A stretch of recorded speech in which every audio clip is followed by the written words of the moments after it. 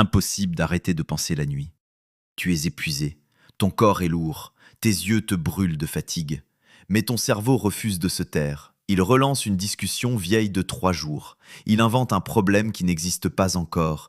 Il transforme un détail en menace. Et plus tu veux dormir, plus il accélère.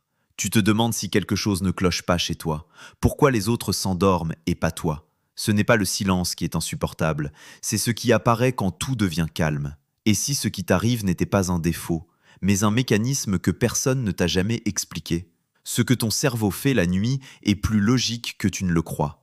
Reste ici et tu vas tout comprendre.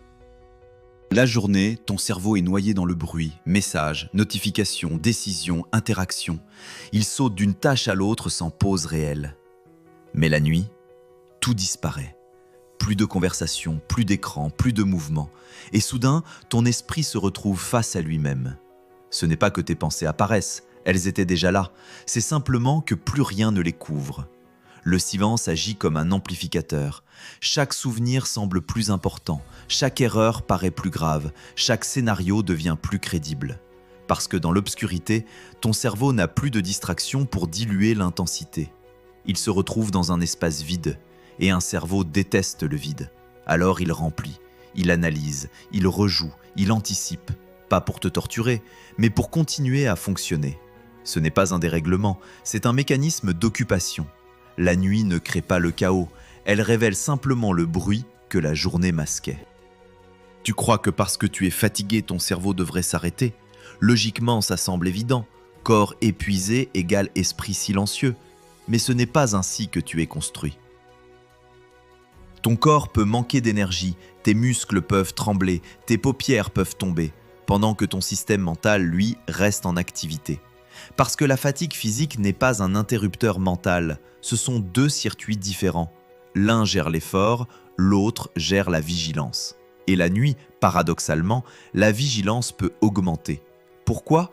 Parce que ton environnement change, tu es immobile, tu es isolé, tu es vulnérable. Même si tu es en sécurité, ton cerveau interprète l'immobilité comme un moment à surveiller. Alors, il reste en alerte, il vérifie, il analyse, il scanne. Ce n'est pas que tu n'arrives pas à dormir, c'est que ton système de surveillance n'a pas encore reçu le signal qu'il peut se relâcher. Et plus tu forces le sommeil, plus il renforce la vigilance. Tu n'es pas faible, tu es simplement en train d'essayer d'éteindre un système qui n'est pas conçu pour s'éteindre sur commande. À ce moment-là, tu fais ce que tout le monde fait, tu essaies d'arrêter. Tu te dis « stop, ça suffit, je dois dormir ». Mais ton cerveau entend autre chose. Il entend « il y a un problème ».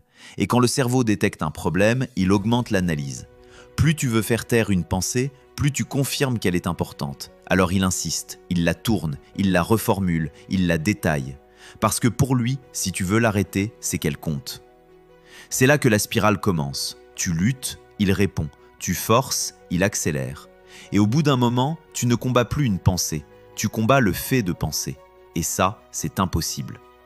Le mental n'est pas un ennemi, c'est un outil. Mais la nuit, sans distraction, cet outil tourne dans le vide. Et un moteur qui tourne sans charge fait plus de bruit. Le paradoxe est brutal. Plus tu veux arrêter de penser, plus tu alimentes la pensée. Et ce n'est pas une faiblesse, c'est un fonctionnement normal qu'on ne t'a jamais expliqué clairement.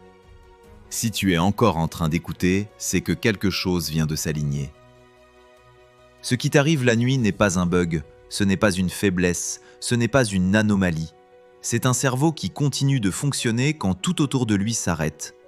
Il cherche une tâche, il cherche une menace, il cherche quelque chose à résoudre. Parce qu'il a été entraîné à ne jamais rester inactif. La journée, tu lui donnes des problèmes extérieurs. La nuit, il se tourne vers l'intérieur. Et si tu arrêtes de lutter contre ce mouvement, il perd progressivement son intensité. Pas parce que tu l'as vaincu, mais parce que tu ne le nourris plus. Il ne s'agit pas d'éteindre ton mental, il s'agit de comprendre ce qu'il fait. Et parfois, comprendre réduit déjà la pression. Tu n'as pas besoin de gagner contre tes pensées, tu as seulement besoin d'arrêter de les considérer comme une urgence. Et cette différence change tout. Ce que tu viens d'entendre n'est que la première étape. Comprendre le mécanisme, mais comprendre ne suffit pas toujours. Dans les prochaines vidéos de cette chaîne, nous allons aller plus loin. Pas des astuces rapides, pas des phrases positives, pas des solutions magiques, mais des approches concrètes. Comment aborder ces pensées sans les amplifier? Comment réduire leur intensité? Comment modifier le rapport que tu entretiens avec elles? Comment casser la spirale sans lutter? Chaque vidéo traitera un angle précis, parce qu'on ne résout pas une rumination nocturne en une seule explication. C'est un processus. Si ce sujet te concerne, reste attentif aux prochaines publications. Elles sont construites comme une suite logique. Ce que tu vis la nuit peut être atténué, pas en forçant, mais en changeant la manière dont tu entres en relation avec ton propre mental. Et ça, nous allons le travailler étape par étape.